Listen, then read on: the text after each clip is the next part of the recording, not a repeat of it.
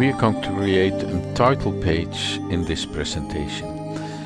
To create a title page, we have to have a first page. At this point in time, the first page is the start of our document with at the top heading 1. So obviously we can't create a title page in there. To do so, we are going to insert a new page in the front of the document. We go to Insert. After we have put the cursor in the top left hand corner of the first page, and then we go to Page Break, and we now have inserted a page above our previous page. If you have turned on the non-printing character switch, you will actually see where the page break is. To start using that new page, we click the cursor in front of the page break and we start typing in our title. And let's do that. My title. Created by me.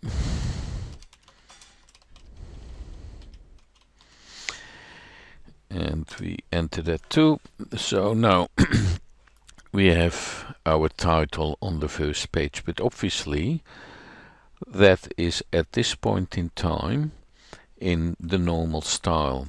We have to change that now to the title style, but as is to be expected, it is not really using the specifications that we would like. For example, as you can see, that style here is using a serif font rather than a sans serif font. We want to change our style, our title style, into a sans serif font that is exactly the same as the heading 1, heading 2, heading 3. Also, as you have noticed, Microsoft pre-designed style of the title has put an underline there, which I don't want either. So there we are. We're going to modify our title, and we are going to use Trebuchet as our font for the title. We make it a little bit larger, say 28, and also I want a bit more space in between the lines. So there we go. We go to Format the Paragraph, and we are going to make it 1.5 lines in between the lines of the title.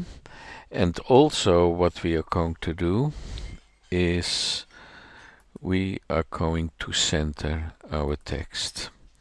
And finally, we now have to take that underline away. So we go again to Format, and this time we go to Border because it is part of the border. As you can see, it has a line at the bottom of the paragraph.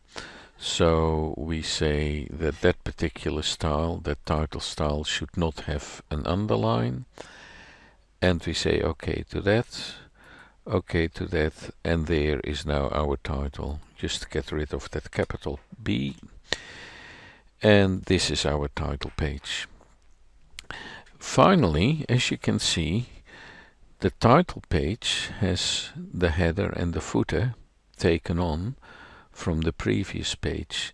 A title page should not have a header and a footer, so we have to tweak it in such a way that the document's header and footer starts at the second page after the title page.